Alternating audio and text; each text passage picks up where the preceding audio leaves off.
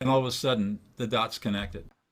Now, this all built up because I began to study neuroscience in my master's degree program, the neuroscience of peace and conflict. And I was the first person to ever write an academic piece on the neuropsychology of peace and conflict, which is chapter 7 of my first book.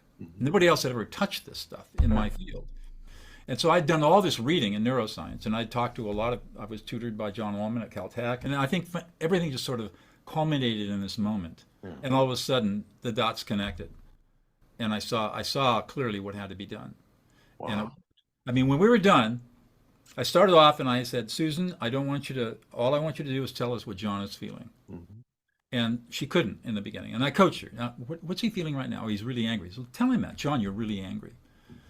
She immediately calmed down. He immediately calmed down. I mean, it was like instantaneous. And then I had him switch. And when we were all done, John looks across the table at Susan. He's living in Bakersfield. She's in Santa Barbara. And he puts his head in his hand like this and he starts to sob.